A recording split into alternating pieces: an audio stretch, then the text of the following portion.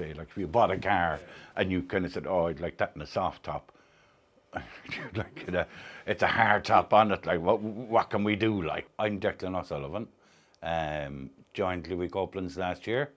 Within the company, I'm the tailor, and I do all the alterations that are needed, and I also do made to measure. When Louis, even before he moved to Cork, he did a suit promotion in the Hayfield Manor, I think it was, and at that time I was self-employed, so I said I could make contact with Louis, but I said, how would I make contact without to get myself known, like, you know? So I reverted back to the old way of snail mail, so I sent him a letter.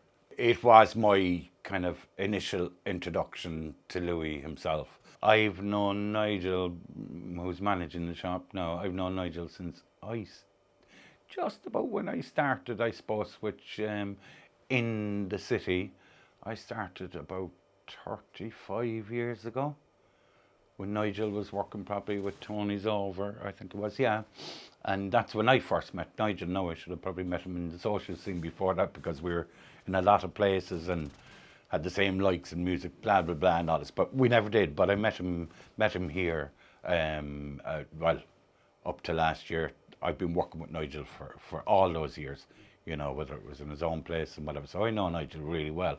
And the other lads then as well. Saeed I would have known as well, like, you know, they're a great bunch of lads.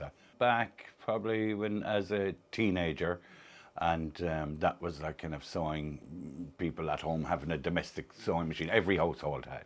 So I was always into clothes and fashion and that, you know, so in buying clothes I'd have always been pestering my mother to do these alterations, and then she started showing me how to do it. So I just started from there then, and I kind of continued from that, doing courses, sitting guilds, working with what was the last of tailors around Cork at the time, back in the early 80s, and went on from there then, like, to kind of get work within whatever clothing factories were here, making overcoats, suits, army uniforms, navy uniforms, and then ladies wear. I've done everything really in all aspects of clothing. You can get modernized sewing machines, the up-to-date ones, but they basically do the same job. What we need is kind of overlocker, flat machine, hemming machine.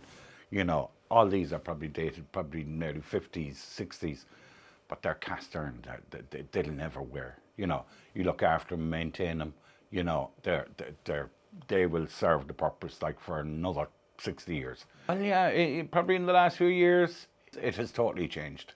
You know, that men are far more into their appearance and that, you know, and the style as well has changed. Colour, which would have been a bugbear of mine even going back years ago, that men didn't veer from the navy, the black, the grey, you know. I just loved when I seen all the new colours coming in, and especially then as well when we do the made to measure, the range of fabrics that we have, they're just unreal. They're great, and it's great to make something for somebody who's into it and being able to carry it off, you know, when you get the finished product. It looks great, it looks really well. From the making up of the suit, from the start, once you're laying out your plans and your all that, they're done proper when it's been made, not after the fact, you know.